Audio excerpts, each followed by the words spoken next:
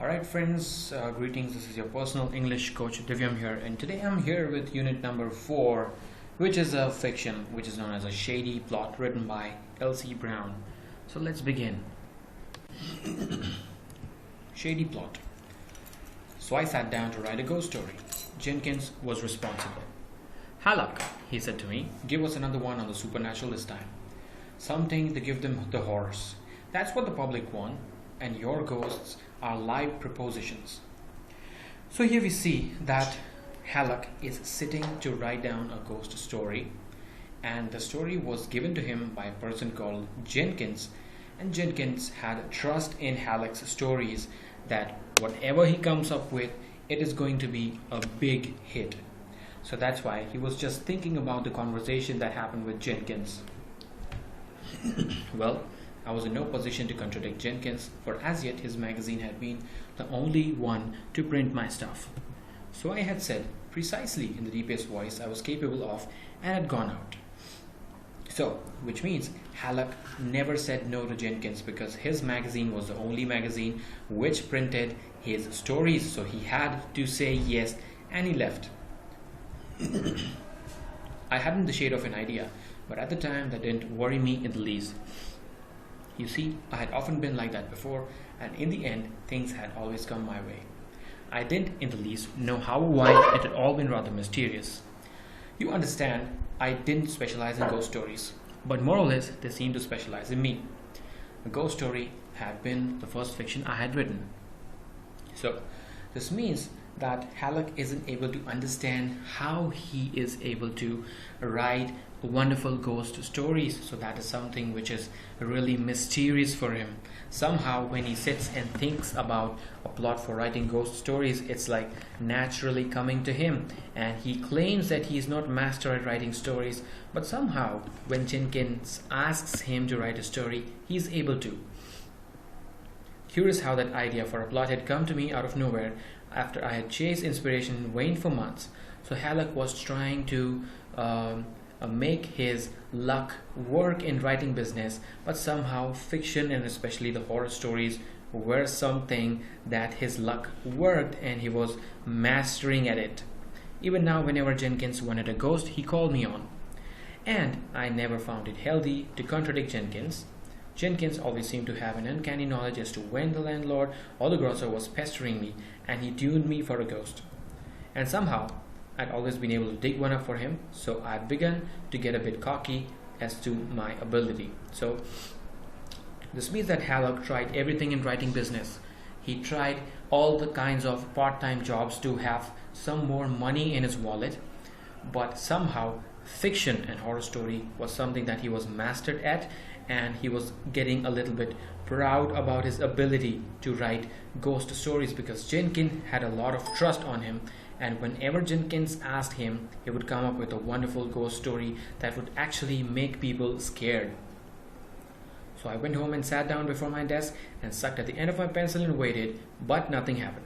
Pretty soon, my mind began to wander off on other things, decidedly unghostly and material things such as my wife's shopping and how on earth I was going to cure her of her alarming tendency to take every new fad that came along and work it to death. But I realized that would never get me any peace, any place. So I went back to staring at the ceiling. So here we already know that Halleck is trying hard to think about a plot for writing a ghost story. And while he was thinking about a plot, his mind is thinking about various other things that need immediate attention. For example, his wife's passion and his wife's madness for buying new things. Every new thing that came in the market, she had to buy. And she never thought about money. So this was something which was really bothering Halleck. The writing business is delightful, isn't it? I said sarcastically at last, out loud too. You see, I had reached the stage of imbecility when I was talking to myself. So, Halleck is going crazy over thinking about a plot. He is unable to get a single line for his story that he has to submit to Jenkins, and he is going frenzy, he is going mad over it. And so, he's in a room alone and he's talking to himself how the writing business was difficult. Now, the sentence, this writing business is delightful. isn't it? It's a sarcasm. Sarcasm is something which does not actually mean what it is said or written. So here it means that writing business is very difficult and that he was telling himself. And next line, yes, said a voice at the other end of the room. I should say it is. So there was this empty room, but when Halleck was talking to himself, when Halleck questioned himself, there was another voice that was heard from the other side of the room, agreeing to his thoughts. I admit, I jumped. Then I looked around. It was twilight by this time, and I had forgotten to turn on the lamp. The other end of the room was full of shadows and furniture. I sat staring at it and persistently noticed something just taking shape. It was exactly like watching one of those moving picture cartoons being put together. First an arm came out, then a bit of a sleeve of a stiff white shirtwaist, then a leg and a plaid skirt, until, at last, she was complete, whoever she was. So here, we know that the room was empty. Halleck was alone in his room, trying to think about a plot, and when he questioned himself, there was somebody else who answered that question. And it was twilight, so it was sunset time. Sun was gradually setting down, and while he was thinking about a plot to write a story, apparently he had forgotten to turn on the lamps, so it was getting really dark. And then what he saw was body parts appearing one by one, body parts in clothes. So it was hand, then the sleeve, then a leg, then plaid skirt, and then there was a whole figure. So the figure was that of a lady. She was long and angular, with enormous fishy eyes behind big bone-rimmed spectacles, and a hair in a tight wet at the back of her head. Yes, I seemed able to see right through her head, and a jaw. Well, it looked so solid that for a moment I began to doubt my very own senses and believe she was real after all.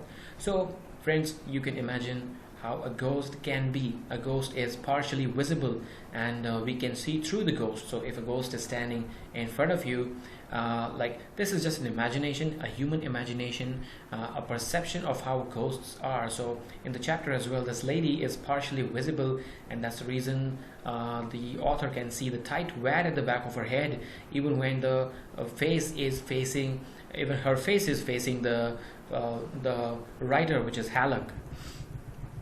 She came over and stood in front of me and glared. Yes, positively glared down at me, although to my knowledge I had never laid eyes on the woman before, to say nothing of giving her cause to look at me like that. So, which means this lady, this ghost lady, was staring at Halleck constantly, and Halleck thought I had never done anything like that for a lady to stare at me. I sat still, feeling pretty helpless, I can tell you, and at last she barked, "What are you gaping at?" So they kept looking at each other, and Halleck was really scared because there was a ghost in his room, and obviously anyone would stare at the ghost if it appears like this, and the lady was staring back at him. This went on for some time, and therefore the lady got uncomfortable and asked, "What are you staring at?" I swallowed, though I hadn't been chewing anything. So this is a gesture of being afraid. "Nothing," I said. "Absolutely nothing, my dear lady. I was merely waiting for you to tell me why you had come. And excuse me, but you always come in sections like this. I should think your parts might get mixed up sometimes." So Halleck said, "Well, I'm not staring at anything. I'm just wondering, who are you? And are you going to appear like this usually? Are you going to appear in parts all the time? Don't you appear once fully?" So she said, "Didn't you send for me?" She crisped. Imagine how I felt at that. So now Halleck was aware that this is a ghost, and the ghost is telling Halleck that Halleck himself called the ghost. So Halleck is not really happy with that. His response, "Why? No, I don't seem to remember. Look here, haven't you been calling on heaven and earth all afternoon to help you with write a story?" So the lady is assuming that Halleck has called the lady to help him write a story. So the lady is trying to get the facts right, if Halleck had really called the lady to write a story. I nodded, and then possible explanation occurred to me, and my spine got cold. Suppose this was the ghost of a stenographer applying for a job. I had had an advertisement in the paper recently. I opened my mouth to explain that position was filled and permanently, but she stopped. So there was a newspaper in which it was mentioned that somebody needed a stenographer, and the ghost had appeared in front of Halleck to apply for that position. So Halleck was just trying to explain if that was the case to the lady, of why she was here, but the lady said, no, that's not the case. That's not the reason why I'm here. The reason is something else. And when I got back to the office from my last case and was ready for you, didn't you switch off something else and sit there driveling so I couldn't attract your attention until just now? So these lines are said by the ghost, and the ghost is trying to tell Halleck that it was you who did various things to grab my attention. You called me here. So this made Halleck feel really sorry, and he said, I'm really sorry. Well, you needn't be, because, excuse me for 1 second. Well, you needn't be, because I just came to tell you to stop bothering us for assistance. You ain't going to get it. We're going to strike. We're going on a strike. So the lady is telling Halleck that you can't keep calling us like that. We are all ghosts. We have our own duties. We have our own life. You can keep pestering us like that. So here the lady ghost is assuming that Halleck is the one who tried to trouble the ghost and tried to call them for assistance when he needed to write a story. Halleck could believe this. He said, what? You don't have to yell at me. I didn't mean to yell, I said humbly, but I'm afraid I didn't quite understand you. You said you were going on strike. Don't you know what a strike is? Not under the plot do you get from us. So the ghost lady thinks that Halleck was always calling out some or the other ghost to help him write a wonderful story. So Halleck didn't understand what she said, and she also said that they were going on strike. So Halleck couldn't really believe that there first of all there was a ghost, and secondly that ghosts also can go on a strike. So he tries to look at her with a lot of amazement, and the lady says, don't you know what strike is? You don't get any of the plots from us. You write by yourself. We are all going on strike, and you won't be able to write any of the stories. I stared at her and wet my lips.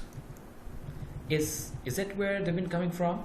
So is that where they've been coming from? Which means, is that the reason I'm able to write wonderful stories? So is it you people who always guided me to write wonderful stories? It was always a mystery for me. So these are the thoughts of Halleck. Of course, where else? But my ghosts aren't a bit like you. So Halleck says that of all the stories I've written, they don't. My ghosts in the stories do not appear like you. They have a different appearance, and they are not related to you. So how can you say that you helped me? If they were, people wouldn't believe in them. She trained herself on the top of my desk amongst the pen and ink bottle and leaned towards me. So the ghost is now near to the Halleck and trying to converse with him. She says that if we told you exactly how we are, people might not believe them. In the other life, I used to write. You did? She nodded. So the ghost is telling Halleck that in her real life, when she was alive, she used to write, and Halleck isn't able to believe, is trying to reconfirm if she really did writing for a living, but that has nothing to do with my present form. It might have, but I gave it up at last. For that very reason, I went to work as a reader on a magazine. She sighed and rubbed the end of her long eagle nose with a reminiscent finger. Those were terrible days. The memory of them made me mistake purgatory for paradise. And at last, when I attained my present state of being, I made up my mind that something should be done. So here we see that the lady ghost was actually a writer in her previous birth, and she was not really happy with her business and her profession. So basically she is trying to recall her terrible days. She know how writing goes, and she tells Halleck that I know how painful it was, and so I totally understand what you're up to, and now that I'm dead, I think I should do something about writing business. So now I'm a ghost. How can I help people? So therefore she was here helping people write stories. I found others who had suffered similarly, and between us we organized the Writers' Inspiration Bureau. We scout around until we find a writer without ideas and with a mind soft enough to accept impression. The case is brought to attention of the main office and one of us assigned to it. When that case is finished, we bring in a report. So, you see how personified the whole chapter is. It's like, first of all, there are ghosts. Secondly, the ghosts have departments, and this department from where the lady is coming is specially dealing with people who write. So they are all writers, and if anyone who's alive on earth is facing problems with writing, this department has a process of helping them by submitting some documents to the main office, and the office then approves and sends that particular ghost to that person who needs help. But I never saw you before, and you wouldn't have this time if I hadn't come to announce a strike. Many a time I've leaned on your shoulder when you've thought you were thinking hard. I groaned and clutched my hair, the very idea of that horrible scarecrow so much as touching me, and wouldn't my wife be shocked? I shivered. But she continued, "That's the end. We've been called out of our beds a little too often in recent years, and now we are through."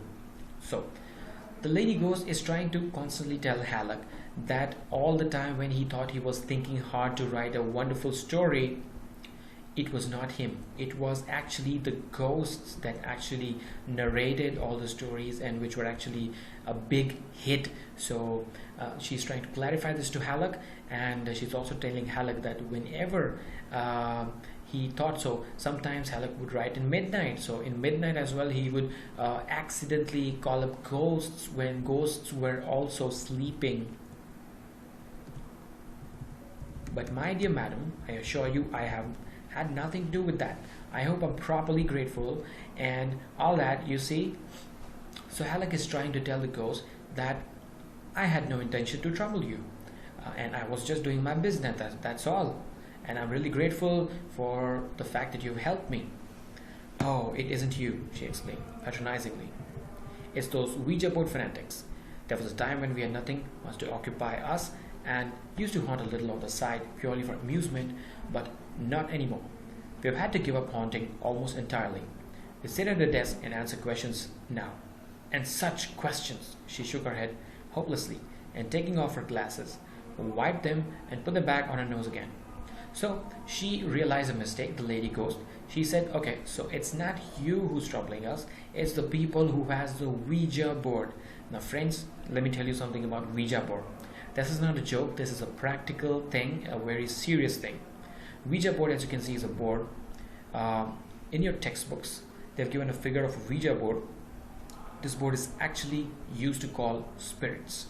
Even if you Google Ouija board, you'll get a board with similar orientation, similar structure, with alphabets and digits written on them, and there is a button-like thing on it. So that button-like thing, it navigates according to the spirit's will. So if, for example, you and your friends are trying to call spirits who might be present around you, what you do is sit across the Ouija board and place your fingers on the triangle and call out in the air something like this: "If there's any spirit present, kindly leave a message." So your fingers, they automatically move to the alphabets, making a word and making a message out of that. And that's how spirits who communicate, who want to communicate to the people of earth, they give a message to the people of earth. This is a real thing, it's not a joke. Millions of people have tried successfully, but let me tell you, you have to try with parental advice. Sometimes you might call up wrong spirits, and that can cause real problem for you. So this is about Ouija board. We sit at a desk and answer questions now. And such questions, she shook her head hopelessly. So the ghost lady here is trying to tell Halleck that we answered all the kinds of questions. So when people were trying to call out the ghosts and ask stupid questions, we did. So it's something like, if there's any spirit around, please answer me. So spirit, why were you dead? And what was the accident that you faced? And all sorts of stupid questions. So the lady is trying to tell Halleck that these were the kind of questions that they faced, and they are not really happy about it, and they are really troubled. But what have I got to do with this? She gave me a pitying look and rose. You are to exert your influence. Get all your friends and acquaintances to stop using the Ouija board, and then we'll start helping you right. So, the lady is trying to use Halleck here. The lady is trying to take the advantage of Halleck.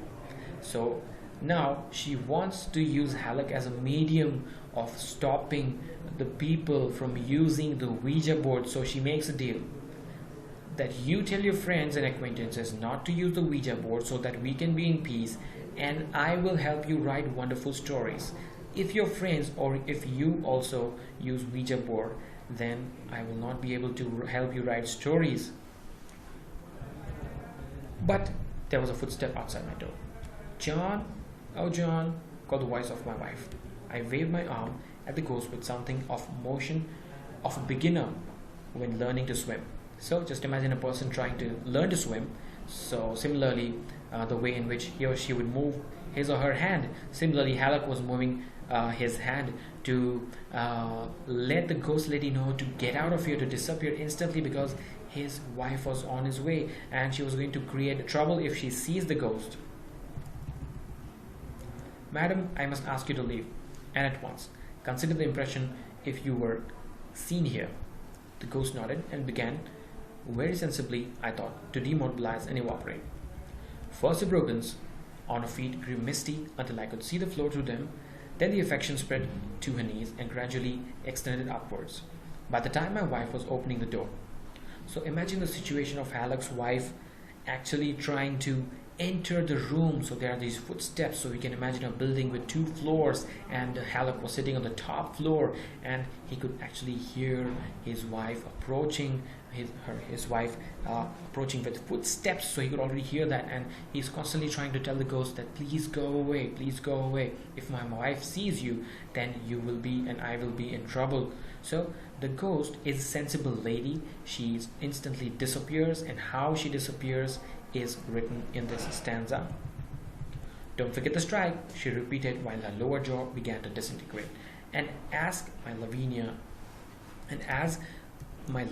crossed the room to me, the last vestige of a year faded into space.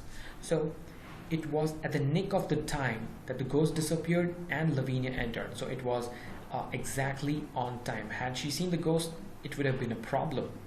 So while she was disappearing, she reminded Halleck not to forget about the strike. So if he wanted ghosts to help him ride, he has to remember the fact that nobody in his family can use the Ouija board and trouble the ghosts. John, why in the world are you sitting in the dark? So while this was happening, it was already sunset, it was already dark, and John's wife was amazed to see him sitting in the dark doing nothing. Just thinking, my dear. Thinking? Rubbish, you were talking out loud.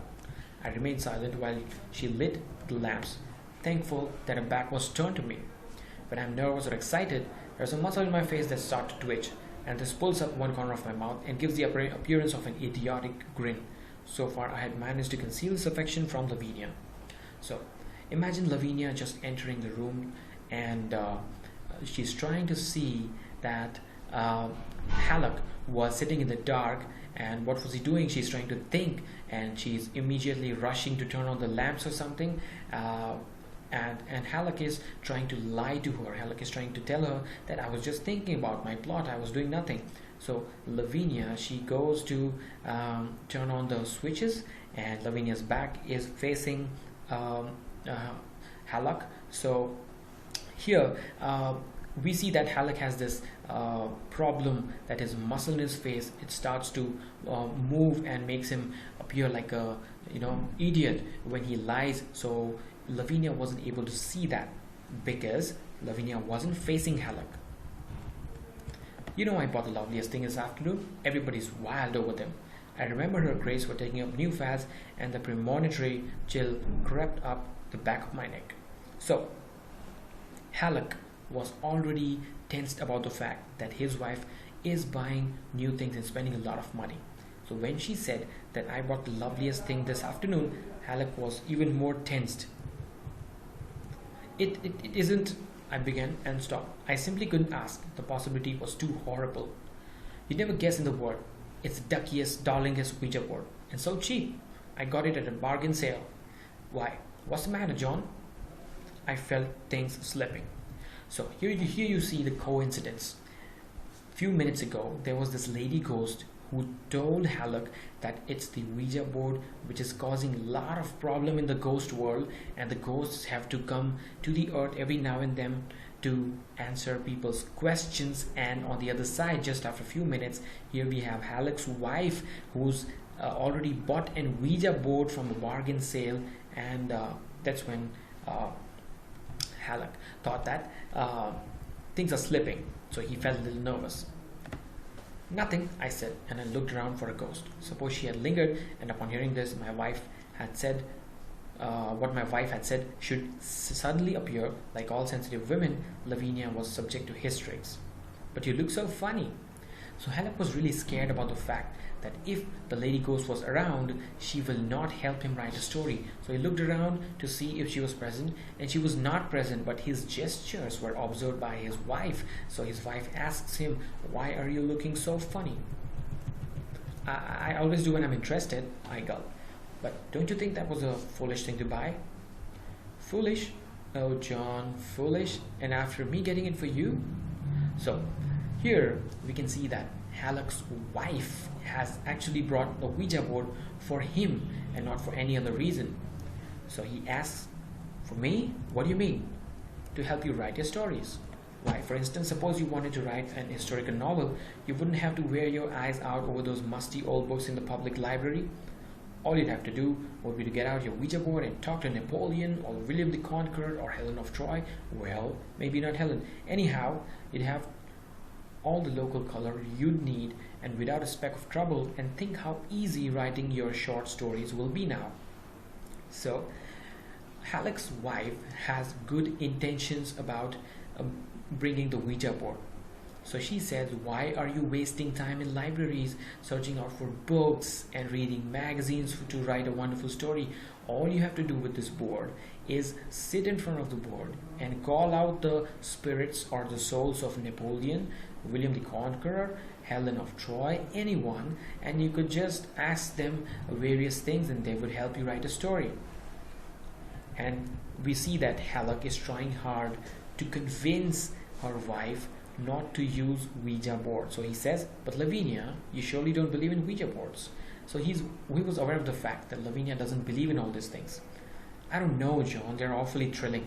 So you see, there are these horror movies you see in the cinemas. They are usually a big hit. Why? Because when you're afraid, you also feel good. So you feel a kind of thrill that comes up with horror stories.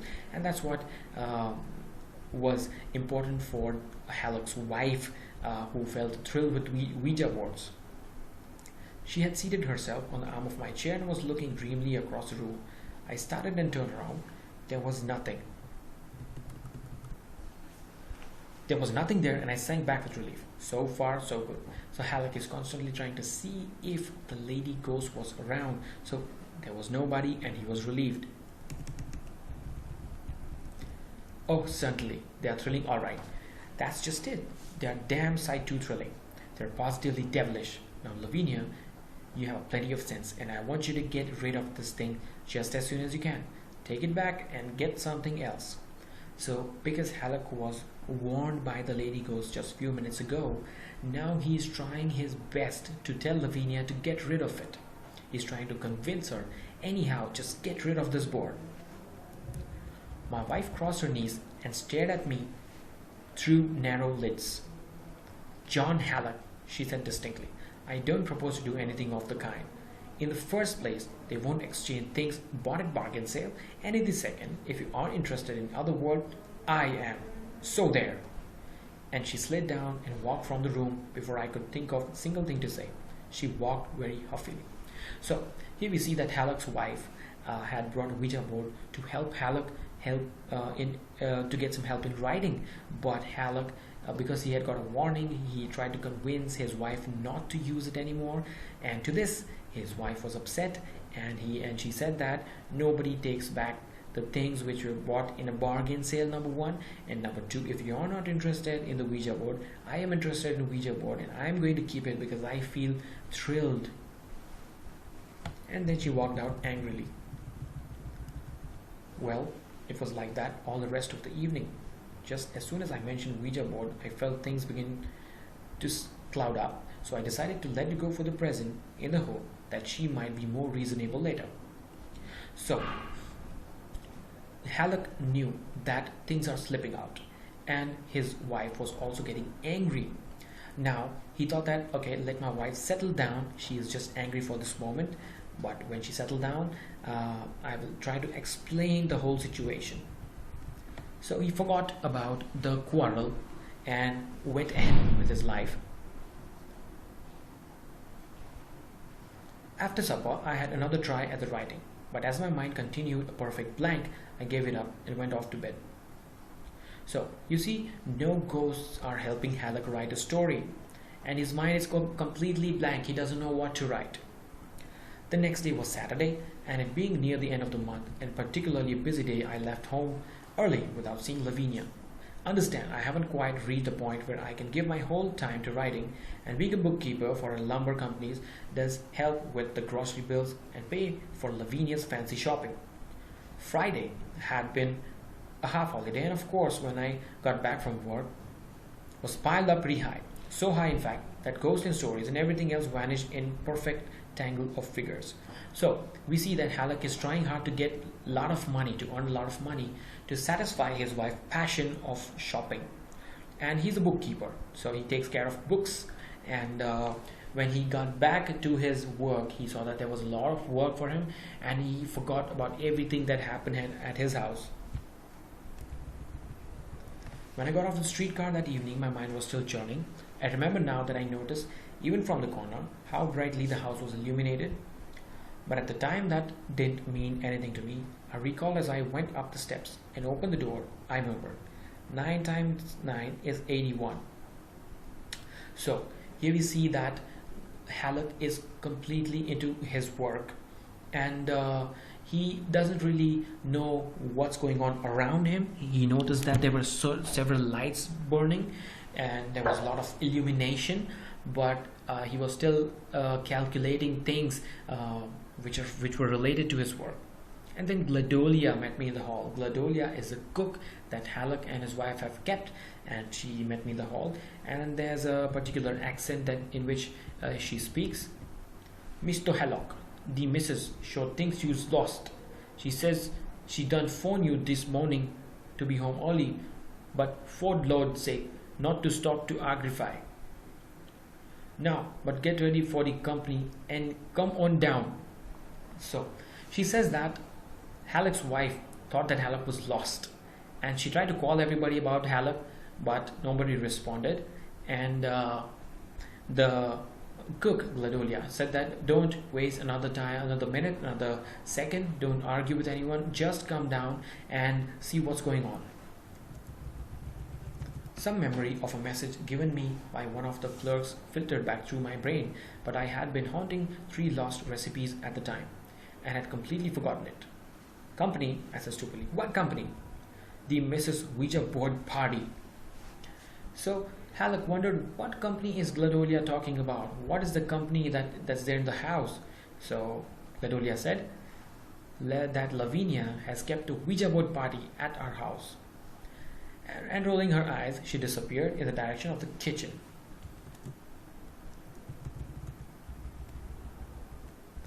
I must have gone upstairs and dressed and come down again, for I presently found myself standing in dimly lighted lower hall, wearing my second best suit and fresh shirt and a collar, but I have no recollection of the process. So this stanza particularly shows how much Halleck was busy in thinking about his work. And he said that he could have gone up and dressed nicely, but he doesn't remember what happened. There was a great chattering in the room from our little parlor, and I went over to the half-open door and peered through. The room was full of women, most of them elderly, whom I recognized as belonging to my wife's book club. So here we see that Lavinia had called various people to call the spirits via the Ouija board. They were sitting couples, and between each couples was a Ouija board. The mournful squeak of legs of moving triangular things on which they rested their fingers filled the air and mixed in with the conversation. I looked around for a ghost with my heart sunk down to zero. What if Lavinia should see her and go mad before my eyes? And then my wife came and tapped me on the shoulder. So here we see that Halleck just came back from work, and Cladonia is telling Halleck to hurry up and join the party, and so Halleck is trying to peek in to the room where the party is going on, and he sees that people are surrounded by the Ouija board, and mostly they're women, and they're elderly, and they all belong to Lavinia's book club, and they are trying to call ghosts, and ghosts are also replying by moving the triangular things here. And while he was thinking about all this, Lavinia is calling Halleck. "John," she said in her sweetest voice, and I noticed that her cheeks were pink and eyes very bright. My wife is never so pretty as when she's doing something she knows I disapprove of. So Halleck's wife wanted some sort of a favor, and so she was trying to convince him. "John, dear, I know you'll help us out. Mrs. William Augustus Wainwright phoned at the last moment to say that she couldn't possibly come, and that leaves poor Laura Hinkle without a partner. Now, John, I know some people can work a Ouija board by themselves, but Laura can't. She'll just have a horrible time unless you..." So what Lavinia means is Ouija board is something that is worked out in partners, but one of the lady couldn't come at all, so there was another lady who was left alone. So they have decided that they'll come partner by partner, and one lady was left all alone. So Lavinia is trying to convince Halleck to join that lady and call the spirits in the Ouija board. "Me," I gasped. "Me, I won't." But even as I spoke, she had taken my arm, and the next thing I knew, I was sitting with the thing on my knees and Miss Laura Hinkle opposite, grinning in my face like a flirtatious crocodile.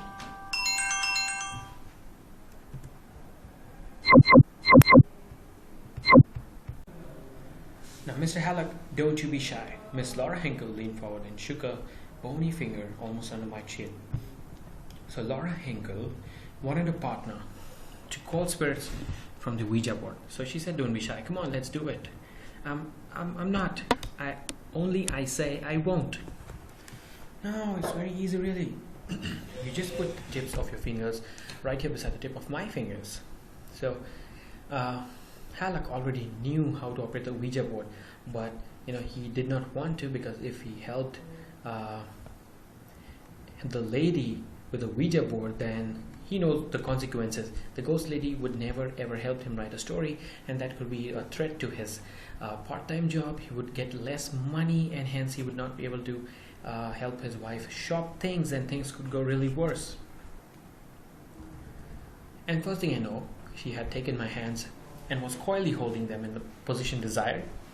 She released them presently, and the little board began to slide around in an aimless sort of way. There seemed to be some force tugging it about. I looked at my partner, first with suspicion and then with vast relief. So here we see that Miss Hinkle and Halleck, both of them are sitting across a Ouija board and with their fingers on the tip of the triangular thing, which will actually give out alphabets. And Halleck was already aware about the ghost, and the ghost was actually trying to move it.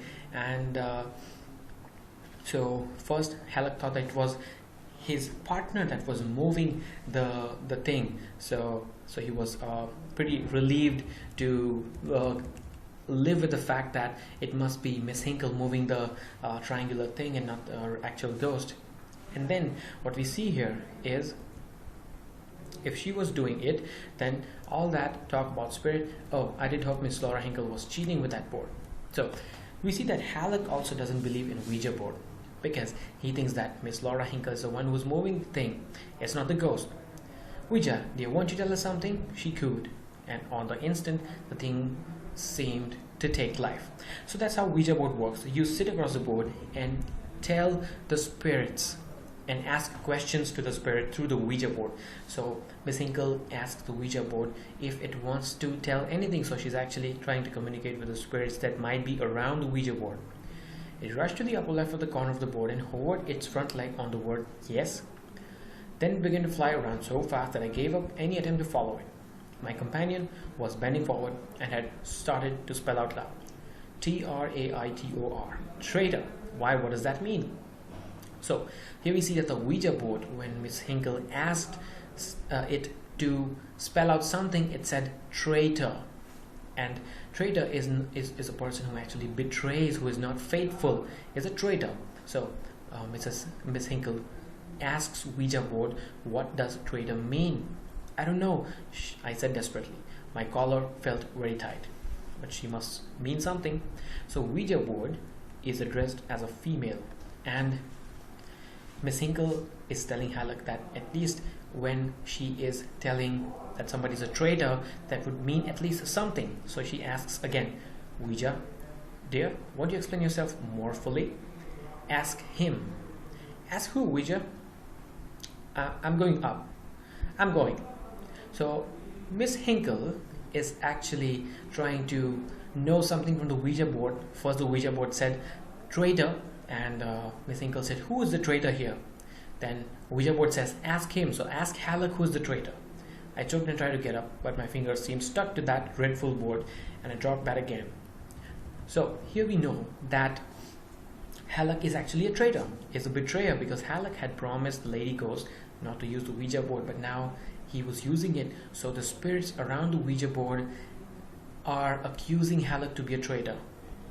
Apparently Miss Hinkle had not heard my protest. The thing was going around faster than ever. She was reading the message silently with her brows corrugated and the light of huntress in her pale blue eyes. Why, she says it's you, Mr. Halleck. What does she mean? Ouija, won't you tell us who is talking?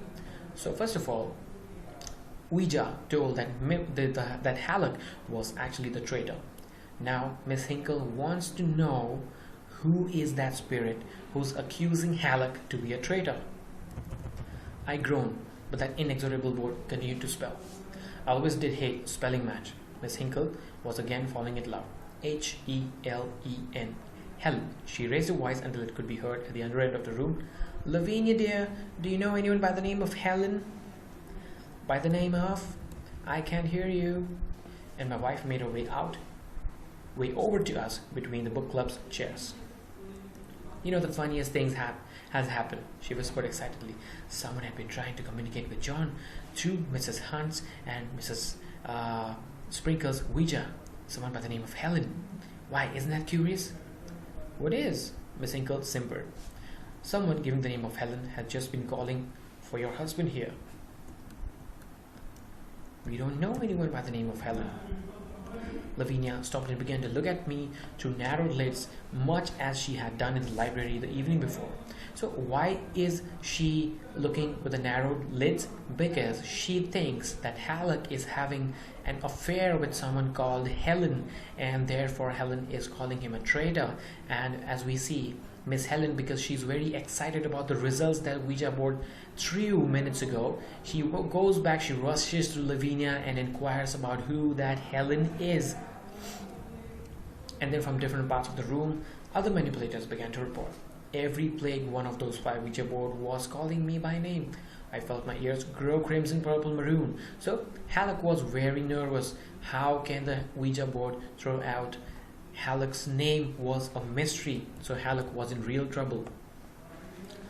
My wife was looking at me as though I were some peculiar insect. The squeak of Ouija boards and the murmur of conversation rose louder and louder, and then I felt my face twitch in spasm of that idiotic grin. I tried to straighten my wretched features into the usual semblance of humanity. I tried, and doesn't he look sly? Said Miss Hinkle, and then I got up and fled from the room. So, because all the Ouija boards accused Halleck of being a traitor, and because all the Ouija board called out Halleck's name, he was feeling very nervous and upset and anxious. So he got up and rushed to the room. I do not know how that party ended. I do not want to know. I went straight upstairs and undressed and crawled into bed and lay there in burning dark, while the last guest gurgled in a hall below about the wonderful evening she had spent. I lay there while the front door shut after her, and Lavinia's steps coming upstairs and past the door to the guest room beyond. And then, after a couple of centuries elapsed, the clock struck 3 and I dozed off to sleep.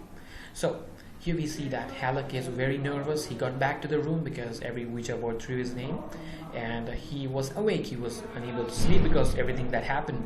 So he goes back to the room and tries to listen to everything that goes on. So there are people leaving the party and people congratulating Lavinia for a wonderful party, and then he is still awake and he couldn't really sleep, and it was midnight, and finally he went to the sleep. At the breakfast table the morning, there was no sign of my wife. I concluded she was sleeping late, but Cladonia, upon being questioned, only shook her head and muttered something and turned the whites of her eyes up to the ceiling. I was glad when the meal was over and hurried to the library for another try at that story. So what happened is, the day and the night passed, the party was over, and now Halep was back in his elements. He was trying to have breakfast. He tried to ask Cladonia where his wife was, but she didn't reply. So she was like having a big question mark on her face as to where Lavinia was.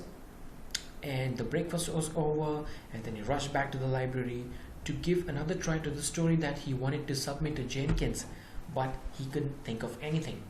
I hardly seated myself at the desk when there came a tap at the door, and a white slip of paper slid under it. I unfolded it, and it read, "Dear John, I'm going back to my grandmother. My lawyer will communicate with you later."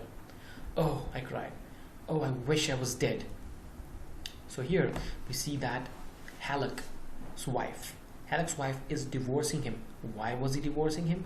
Because the ladies in the book club who came to the Ouija party, and because the Ouija thrown Halleck's name from all across the house, now Lavinia was pretty convinced that there is certainly a lady called Helen with whom Halleck was in touch with. So therefore she was absolutely very upset, and she said she was leaving forever. "And that's exactly what you ought to be," said that horrible voice from the other end of the room.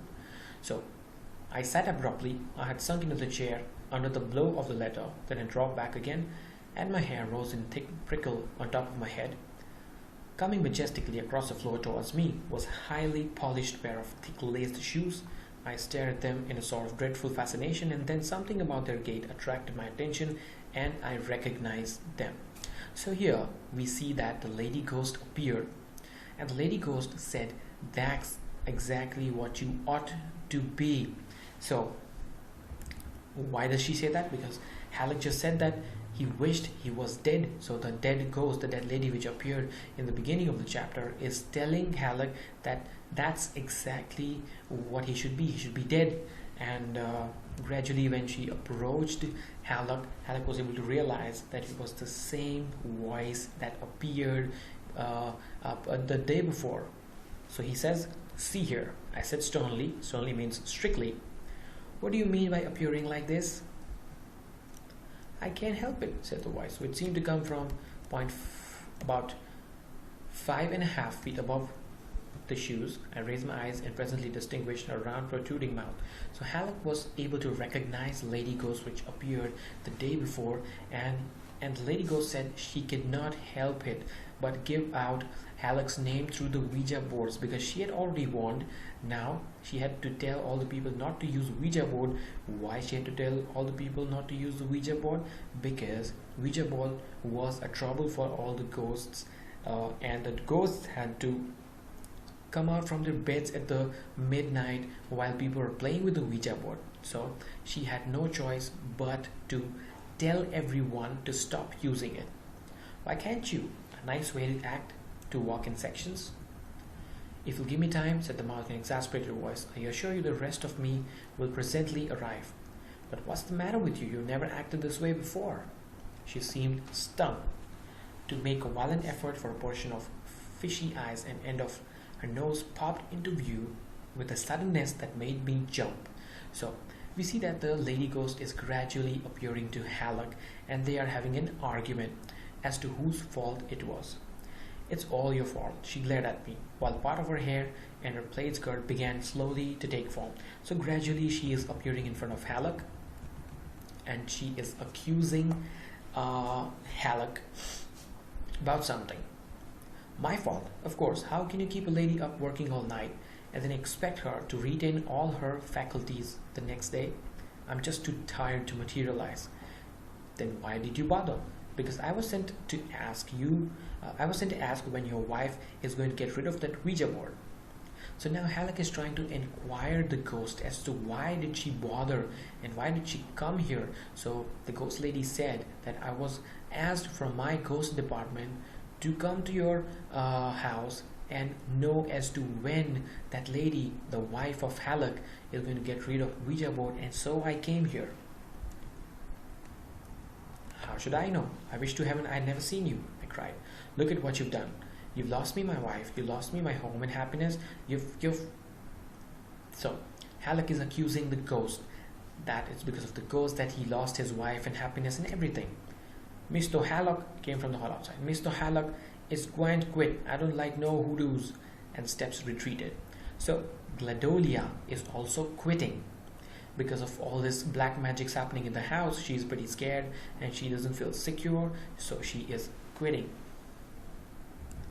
You've lost me my cook," said Halleck. "I didn't come here to be abused," said the ghost coldly. Then the door opened and Lavinia entered.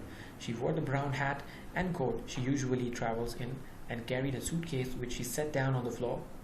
That suitcase had an air of solid finality about it, and its lock leered at me brazenly.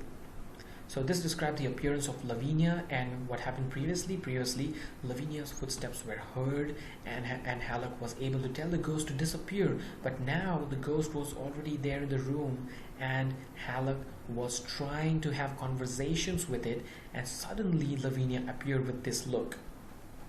I leaped from my chair with an unaccustomed agility and sprang in front of my wife. I must conceal that awful phantom from her at any risk. So Halleck is thinking that I should hide that lady from my wife at any cost, otherwise there will be trouble. So when Lavinia entered the room, he instantly went in front of her eyes so that she wouldn't be able to see the awful phantom is nobody but the ghost standing behind him. She did not look at me or, thank heaven, behind me, but fixed her injured gaze upon the wastebasket as if to wrest a dark secret from it. "I have come to tell you that I'm leaving," she stack-toed. So spoke in an abrupt, detached manner, and she was really upset with Halleck, and she said she was leaving. She just came to inform that she was leaving.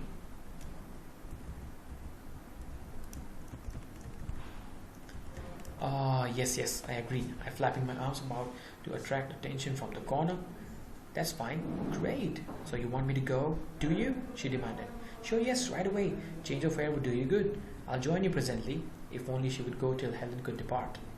So here, imagine the situation. Halleck is trying to talk to his wife. His wife has come to inform Halleck, and there was this ghost standing behind. So Halleck was waiting for the ghost to disappear. In the meantime, he was acting very strangely. I'd have the devil of time explaining afterward, of course, but anything would be better than to have Lavinia see a ghost. Why that sensitive little woman could bear to have a mouse say boo at her, and what would she say to a ghost in her own living room? So Halleck thinks that it would be very bad if Lavinia saw the ghost. So at any cost, let the ghost disappear, and then I will explain Lavinia everything. Lavinia cast a cold eye upon me. "You're acting very queerly," she sniffed. "You're concealing something from me?" Just then the door opened and Cladonia called, "Mr. Halleck, Mr. Halleck, I've come to tell you I's done left this place." So Cladonia also is telling the family that she is leaving the house. My wife turned her head a moment. "But why, Cladonia?" "I ain't staying round no place long with them Ouija board contraptions. I see scared of hoodoos. I's done gone. I is." which means that she is absolutely scared and freaked out of that Ouija board tantrums that are going on in the house, and she has come to inform that she is no longer continuing this job. Is that all you've got to complain about? Lavinia inquired. Yes, ma'am.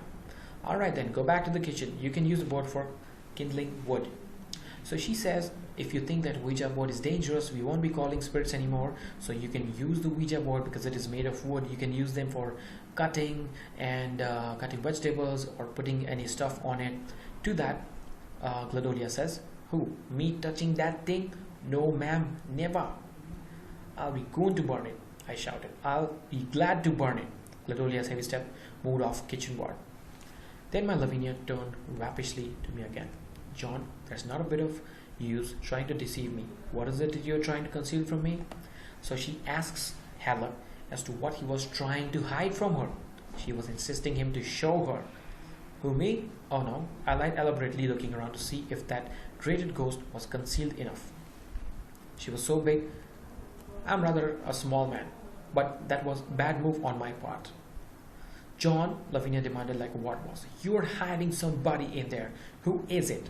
So Lavinia now knows that there's a ghost which is being hid in the room. So she asks Halleck to move aside, and she has already sensed that somebody is there inside the room, and she tells Halleck to reveal that person. I only waved denial and gurgle in my throat. She went on, it's bad enough to have you flirt over Ouija board with that hussy. Oh, the affair was quite above board. I assure you, my love, I cried, leaping leadly about to keep her from focusing her gaze behind me. So, here what we understand is Lavinia thinks that Halleck was trying to flirt with a ghost called Helen, and that is why she was upset. So, she said it's of no use to do all these tricks on her. She thrust me back with sudden muscle.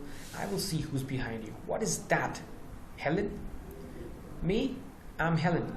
Come from the ghost. Lavinia looked at apparition, that owl-eyed phantom, in plaid skirt and stiff shirt waist, with a hair skewed back and no powder on her nose. I threw a protecting, husbandly arm around her to catch her when she should faint, but she didn't swoon. A broad, satisfied smile spread over her face. So, here, Lavinia was constantly thinking that there's a lady called Helen in Halleck's life who was having an affair with him. So there, before that, let me tell you, friends, there was a city called Troy, and Helen of Troy was the most beautiful lady in those times. So people were mad for her and they wanted her at any cost.